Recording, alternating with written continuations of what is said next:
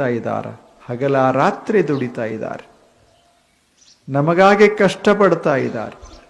ನಮ್ಮ ಮನೆಯಲ್ಲಿ ಬಂದಿರುವಂಥ ಜೋಳ, ಗೋಧಿ, ಕಾಯಿಪಲ್ಯ, ಅಂಥದ್ದು ಹಣ್ಣ ಹಂಪಲ ಇವೆಲ್ಲ ಸುಮ್ಮನೆ ಬರ್ತಾವೇನು? ಇದಕ್ಕಾಗಿ ಒಕ್ಕಲಿಗ ಎಷ್ಟು ಕಷ್ಟಪಡ್ತಾ ಇರ್ತಾನ, ಭೂಮಿಯಲ್ಲಿ ಕಷ್ಟಪಡ್ತಾನ. ಶಹರದ ಸುಂದರ ಮನೆಗಳಲ್ಲಿ ನಾವು ಅನುಭವಿಸ್ತಾ ಇರ್ತೇವೆ.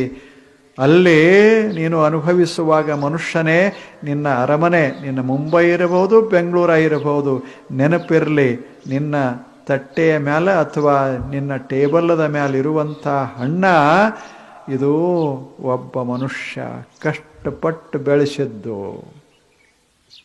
ಕೃತಜ್ಞನಾಗಿರು. ಎಷ್ಟು ಅದ್ಭುತ ಮಾತು. ಕೃತಜ್ಞನಾಗಿರು.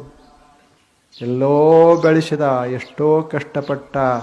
ನೀವು ಮಜಾದಾಗದಿರಿ ಶಹರದವರು, ಆದರೆ ಗೊತ್ತಿರಲಿ, ಏನೂ ಇಲ್ಲದೆ ಅರ್ಧ ಬಟ್ಟೆ ಹಾಕ್ಕೊಂಡು ರಾಡಿಯೊಳಗೆ ಕೆಲಸ ಮಾಡಿ ಧಾನ್ಯಗಳನ್ನೆಲ್ಲ ಬೆಳೆದು, ಧಾನ್ಯಗಳನ್ನು ಬೆಳೆದು, ಹಣ್ಣು ಹಂಪಲುಗಳನ್ನು ಬೆಳೆದು ತಾನು ಅನುಭವಿಸಲಾರದೆ ನಿಮ್ಮ ಮನೆಗೆ ಕಳಿಸ್ತಾನಲ್ಲ, ಅವ ದೇವರು.